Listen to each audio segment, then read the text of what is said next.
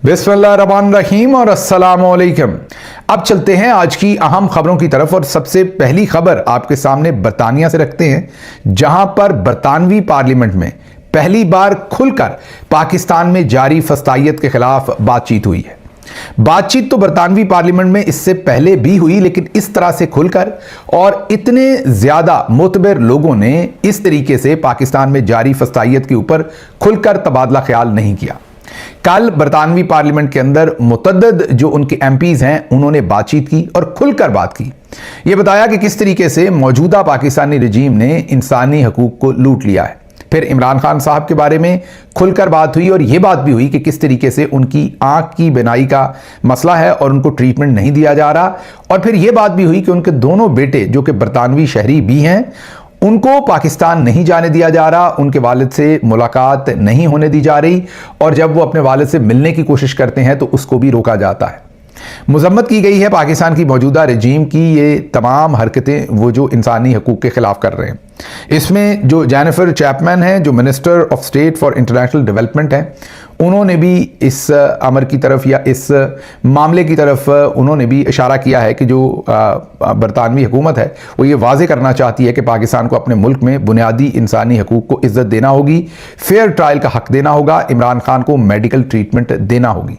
फिर एमपीज ने यह भी बात की कि अगर पाकिस्तान ये नहीं करेगा तो पाकिस्तान की इमदाद बंद कर दी जाए। और भी जाहिर है इंटरनेशनल जो बरादरी होती है उनके पास कई और ऐसे तरीके होते हैं जिससे इस तरह की जो काबिज रजीम होती है उसके ऊपर प्रेशर डाला जा सकता है। बहरहाल अगर बरतानिया वाकई चाहे तो बरतानिया के लिए ये 5 मिनट का काम है। हमने इस बात की सताइश तो की कि कल वहां पर मुतद्दद जो एमपीज हैं उन्होंने वहां पर बात की, हुकूमती जो वुज़रा हैं उन्होंने भी इस पर बात की, लेकिन क्या इस बातचीत में बरतानिया बहुत सीरियस है?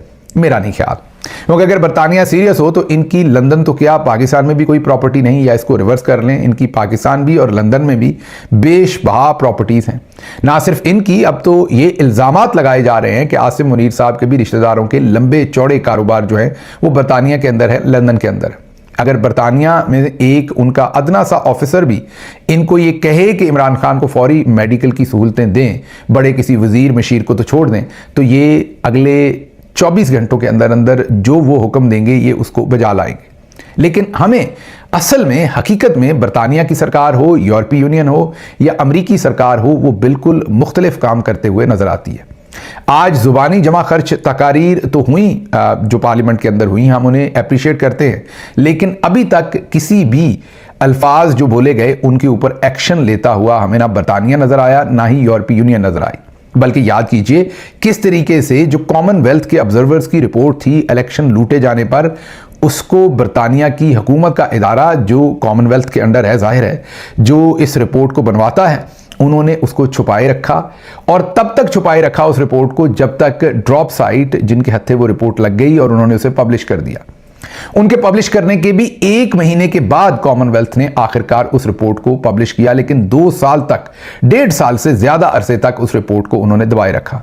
अगर बरतानिया को वाकई पाकिस्तान में जारी इंसानी हकूक के बारे में थोड़ी बहुत भी परेशानी होती, थोड़ा बहुत भी कंसर्न होता, तो ना वो रिपोर्ट छुपाई जाती और ना ही इतनी लंबी खामोशी रखी जाती जो रखी गई बदकिस्मती के साथ। यहां पर आपने ये जहन में रखना है कि इमरान खान साहब हैं तो एक बहुत ही मोतबर, बावकार, मुहिब वतन पाकिस्तानी, लेकिन उन्होंने बहुत लंबा अरसा बरतानिया के अंदर क्रिकेट भी खेली है, वहां पर उन्होंने तालीम भी हासिल की है और बहुत सारे बरतानवी बड़ी बड़ी शख्सियात जो हैं वो सियासत में हों या दूसरे मामलात के अंदर वो इमरान खान साहब के करीबी दोस्त रहे हैं या अभी भी दोस्त हैं। उसके बावजूद जो उनके लार्जर इंटरेस्ट हैं वो हमें यूरोपीय यूनियन के भी वही नजर आ रहे हैं और बरतानिया के भी वही नजर आ रहे हैं। ना सिर्फ बरतानिया ने इलेक्शन की रिपोर्ट छुपाए रखी, बल्कि वो तो चले किसी ना किसी तरीके से कॉमनवेल्थ वाली रिपोर्ट निकल आई क्योंकि ड्रॉप साइट ने पब्लिश कर दी। जो यूरोपीय यूनियन की रिपोर्ट है वो अभी तक छुपाई गई है, उसको आज के दिन तक पब्लिश नहीं किया गया। तो मेरा इसके ऊपर तज्जिया तो यही है कि ठीक है, अच्छी बात है, मुस्बत बात है, जब बातचीत होती है पार्लियामेंट के अंदर उसे अप्रिशिएट करना चाहिए, तो बिल्कुल हम अप्रिशिएट करते हैं, लेकिन आगे आपके लिए तज्जिया देना भी ज़रूरी है। तो मेरा तज्जिया ये है कि ये ज़ुबानी जमा खर्च है, अगर वाकई बरतानिया जो है इसमें संजीदा होता कुछ भी करने के लिए, तो आपको हाल ही में जो बसंत हुई उसमें जेन मैरियट जो बरतानिया की सफ़ीर है पाकिस्तान में, वो गुड्डे और गुड्डियाँ उड़ाती नहीं आकर मुस्लिम लीग नवाज़ की छतों पर उनके वज़ीरों के साथ और मुकम्मल तौर पर हम आहंगी उनकी नजर आ रही है पाकिस्तान के अंदर जो कुछ भी चल रहा है। बल्कि याद कीजिए जब इलेक्शन लूटा जा रहा था तो जेन मैरियट वो शायद उन चंद सुफरा में से वाहिद सफीर थी या एक दो और होंगे जो इलेक्शन कमीशन ऑफ पाकिस्तान का इतनी आप ये कहिए कि बाकायदगी से दौरा करती थी और बिल्कुल वो इन सिंक रही हैं, इन लिंक रही हैं इस तमाम सिस्टम के जो पाकिस्तान के अंदर जारी है। और मोहसिन नकवी साहब के साथ बहुत ही बाकायदगी से उनकी मुलाकातें होती हैं और मोहसिन नकवी साहब ने क्या क्या फस्तायत पाकिस्तान में नहीं की या वो उस करने के अंदर शामिल नहीं हुए, इसकी क्या मिसाल आपको दें। हाल ही में आपको याद होगा कि मोहसिन नकवी साहब जा पहुंचे थे जो बरतानिया की फॉरेन मिनिस्ट्री है उसके अंदर कि हमने कुछ पाकिस्तानियों को, आदिल राजा और दूसरे पाकिस्तानियों को, शहजाद अकबर साहब को, दूसरों को यहाँ से हमने एक्स्ट्राडाइट करवाना है, उन्हें पाकिस्तान लेके जाना है। हालांकि अंधों को भी पता है कि ये काम फॉरेन मिनिस्ट्री ने नहीं करना है, ये उनकी इंटीरियर मिनिस्ट्री ने करना है जहां पर शायद शबाना महमूद साहबा वजीर हैं। लेकिन उन्होंने तब ये बताया गया था कि मोहसिन नकवी को शायद मुलाकात के लिए वक्त नहीं दिया या शायद मामला कोई और हो। लेकिन मुख्तसर अगर इस सारे टॉपिक को मैं सम अप करूं तो मैं यही कहूंगा कि कोई बहुत ज़्यादा उम्मीदें मत लगाइएगा, क्योंकि अगर वाकई इन मुल्कों में से कोई भी कुछ करना चाहता तो अभी तक पाकिस्तान के अंदर ये फसाइयत जो है वो इस लेवल तक ना पहुंचती। अगली खबर की तरफ बढ़ते हैं। वतन अजीज की सालमियत पर कोई समझौता नहीं होगा, ये कह रहे हैं फील्ड मार्शल सैयद आसिम मुनीर, तमगा इम्तियाज मिलिट्री। उन्होंने जो सरहदों पर तैनात जवान हैं उनके इलाकों का विजिट किया, उनके साथ खिताब किया। मैं यहाँ आवाम को ये यकीन दिलाने आया हूँ कि हम पाकिस्तान के मुहाफ़िज़ अपनी खुद मुख्तारी और इलाकाई सालमियत के तहफ़्फ़ुज़ के लिए किसी भी कुर्बानी से कभी दरेग नहीं करेंगे। अब जो अगली बात उन्होंने कही है ना वो बहुत ही मानी खेज है और इम्पॉर्टेंट है। उन्होंने कहा कि हमने इस मुल्क की तख्लीक के लिए बहुत कुर्बानियाँ दी हैं। कौन सी कुर्बानियाँ दी हैं जनाब आपने? मुल्क फ़ौज ने तो नहीं बनाया था, मुल्क तो इलामा इकबाल ने ख्वाब देखा था, कायद आज़म रहमतुल्लाह अलैह और बाकी जो उस वक्त बांग्लादेश भी इसी का हिस्सा था, आज का पाकिस्तान भी और इवन जो इंडिया में रहने वाले बहुत सारे मुसलमान वो भी, उन्होंने मिलकर एक पीसफुल पुरअमन एहतजाजी तहरीक कह लें या अपने हकूक़ की तहरीक चलाई थी जिससे पाकिस्तान बना था। ये वाकई वो अनवर मकसूद साहब ने ये कहा था कि अगर कायद आज़म होते आज तो वो भी अडयाला जेल होते। तो इन्होंने यकीन करें उन्हें भी अडयाला जेल में डाल देना था और गद्दारी का कोई सर्टिफिकेट उनको दे देना था और कहना था कि पाकिस्तान तो हमने बनाया है। तो अब वो ये कह रहे हैं कि हमने इस मुल्क की तख्लीक के लिए बहुत कुर्बानियाँ दी हैं और हम जानते हैं कि इसका दिफा कैसे करना है। पाक फ़ौज का अज़्म हमारी बका की ज़मानत, दुश्मन चाहे अंदरूनी हो या बैरूनी, अर्ज़ पाक की तरफ उठने वाली हर मैली आंख को कुचल दिया जाएगा, ये उन्होंने ऐलान किया है। दूसरे लफ्ज़ों में मेरे ख्याल में अब वो पाकिस्तान बनाने की जिम्मेदारी भी खुद ही उठा रहे हैं अपने कंधों के ऊपर, पाकिस्तान बचाने की भी जिम्मेदारी खुद ही वो उठा रहे हैं और ये खुद साख्ता पाकिस्तान के सेवियर तो होते ही हैं। आपको पता है जो भी आर्मी चीफ आता है उसको यही लगता है कि वो माहिर माशियात भी वही हैं। जनरल बाजवा के बारे में हबीब अकरम कल ही एक तबसरा कर रहे थे कि वो सहाफ़ियों को बुलाकर ये बताते थे कि मैंने इकॉनमी में PhD कर ली है और मुझे अब मार्केट का, बाजार का, इकोनॉमी का पूरा पता है। हालांकि हबीब अकरम के मुताबिक उन्होंने सौदा कर लिया हुआ था नवाज शरीफ और जरदारी के साथ इमरान खान की हुकूमत गिराने का, लेकिन अपने आप को लपेट कर पेश करते थे इकोनॉमी के एक्सपर्ट के तौर पर। लेकिन आज जब वो लेट्रीन में गिरे पड़े हैं और हमारी इकोनॉमी भी लेट्रीन में गिरी पड़ी है तो पूरे मुल्क को पता है कि वो कभी भी इकोनॉमी के एक्सपर्ट नहीं थे, वो सिर्फ एक शोबदेबाज थे। हाँ, ताकत उनके पास थी आर्मी चीफ के तौर पर, उन्होंने उस ताकत का अंधा इस्तेमाल किया और पाकिस्तान के अंदर एक इलेक्टेड हुकूमत को गिरा दिया। बिल्कुल इसी तरह की स्टेटमेंट ये दे रहे हैं। तो चलें देखते हैं आगे क्या होता है। आगे चलते हैं, ये जरा मुल्क कितना ज़्यादा आपको पता है कि पाकिस्तान कुछ चीज़ों में तो नंबर 1 है। ख़वातीन को पूरी दुनिया के अंदर बराबरी के हकूक़ नहीं मिलते और ख़वातीन कोशिश रहती हैं कि बराबरी के हकूक़ मिले। मसलन अमेरिका के अंदर आज का भी अगर आप डाटा उठाएं तो जो मर्दों और ख़वातीन का तनासब है नौकरियों के अंदर, मैं आला तरीन नौकरियों की बात कर रहा हूं, कॉर्पोरेट सेक्टर्स के ऊपर, टॉप पोजीशंस के ऊपर पहुंचने का, उसमें आपको ख़वातीन का बहुत ज़्यादा इस्तेहसाल होता हुआ नज़र आता है, ख़वातीन के साथ डिस्क्रिमिनेशन नज़र आती है। इसी के साथ साथ अगर आप मर्दों और औरतों की तनख्वाह को कंपेयर करें, वैसा ही काम अगर एक मर्द करे और वैसा ही काम एक औरत करे, तो अमेरिका के अंदर अमूमी तौर पर सोचा जाता है कि 20 से 21% मर्दों को ज़्यादा पैसे पे होते हैं उसी तरह की जॉब पोजीशन के लिए और औरतों को कम। मतलब कि उतना ही और वैसा ही काम और उतनी ही कैपेबिलिटी के साथ जब एक औरत करती है तो अमेरिका के अंदर जो रिसर्च है वो ये दिखाती है कि पे डिफरेंस जो है दोनों का, जो उनको पे किया जाता है उसमें 21% के करीब फ़र्क है। इसी तरह ये सिर्फ अमेरिका की बात नहीं है, पूरी दुनिया के अंदर औरतें जो हैं वो अपने इस्तेहसाल के खिलाफ लड़ती हैं और बराबरी के हकूक मांगती हैं। लेकिन पाकिस्तान शायद दुनिया का पहला मुल्क है जिन्होंने हर मैदान में तो नहीं लेकिन कुछ मैदानों में औरत को मर्द के बराबर हकूक दिए या उससे भी ऊपर। ये एक एग्जाम्पल है जिसमें हम नंबर 1 आने वाले हैं, वो आपके सामने रखते हैं। अंदरूने सिंध लाड़काना दादू, इसके दरमियान ये ट्रेन चलती है। बेहतरीन सफरी सहूलत ना होने की वजह से खवातीन भी रेलगाड़ी की छत पर सफर करने में से मजबूर हैं।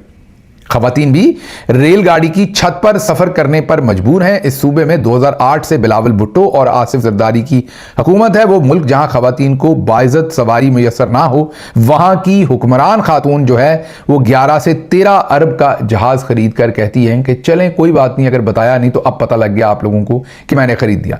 तो कम अज कम आप ये कह सकते हैं कि पाकिस्तान नंबर 1 आ रहा है और अपनी खवातीन को बराबरी के मौके दे रहा है कि अगर मर्द जो है वो ट्रेन की छत पर बैठकर सफर कर रहे हैं तो औरतों को भी बराबरी के पूरे हकूक यहां पर दिए जा रहे हैं। आगे जी, सुहेल अफरीदी साहब ने आखिरकार मजबूर होकर पश्तो जुबान में एक पैगाम रिकॉर्ड करवाया है जो जस्टिस याया अफरीदी सुप्रीम कोर्ट के चीफ जस्टिस हैं उनको। वो और सुहेल अफरीदी एक ही इलाके से हैं, जाहिर है अफरीदी ट्राइब से हैं, तो उन्होंने पश्तो जुबान के अंदर मैसेज दिया है और याया अफरीदी साहब को यह कहा है कि आप भी अफरीदी हैं, मैं भी अफरीदी हूं और हमारा एक कल्चर है कि अगर कोई घर पर आ जाए, दरवाजे पर आ जाए तो उसको वापस नहीं खाली हाथ मोड़ा जाता। मैं आपके दरवाजे पर आया हूं। इमरान खान की बहनें रोज आपके दरवाजे पर आती हैं, आपसे इंसाफ मांगती हैं कि इमरान खान के मेडिकल चेकअप की इजाजत दी जाए, उनके डॉक्टर्स को एक्सेस दी जाए, उनकी फैमिली को एक्सेस दी जाए, लेकिन आप इसमें मुआवनत नहीं कर रहे। मैं एक बार फिर आपसे गुजारिश करता हूं कि हमारी इसमें मदद करें और इमरान खान को जो है उनके जाती डॉक्टर्स जो है उन तक रसाई दी जाए, उनकी बहनों से उनकी मुलाकात करवाई जाए। अच्छा किया है ये पश्तो जुबान के अंदर उन्होंने ये मैसेज दिया है। आप देखते हैं कि आने वाले दिनों में याया अफरीदी साहब कुछ इस पर शर्मिंदगी का इजहार करते हैं या नहीं करते, या उन्हें महसूस होता है पश्तो जुबान की समझ आती है या नहीं आती, रवायात की समझ आती है कि नहीं आती, अफरीदी ट्राइब की जो सकाफत है उसकी समझ आती है या नहीं आती, या वो अपनी हटदर्मी जो है उसको बरकरार रखते हैं। ये तो आने वाले दिनों में ही पता लगेगा। अगली खबर, जंग न्यूज ने जो है वो एक और पैंथरा या आप ये कहिए कि जर्नैली जो नैरेटिव है उसको एक बार फिर फैलाया है। वही सारी बात, वही सारा ढंगोसला कि इमरान खान साहब को जेल शिफ्ट करने को तैयार थी हुकूमत, बहनों ने और खानदान ने जो है बात नहीं मानी। वो एक नाम दे रहे थे रिश्तेदार का, लेकिन बहनें बजिद थीं कि या डॉक्टर उज़मा होंगी और या डॉक्टर बरकी होंगे, और बहनें बजिद थीं कि डॉक्टर आसिम यूसुफ या डॉक्टर फैसल होंगे। तो हुकूमत इसलिए उन नामों के ऊपर मुत्तफिक नहीं थी, तो इसलिए आखिर पर हुकूमत ने नहीं भेजा, वरना हुकूमत तो तैयार थी माशाअल्लाह।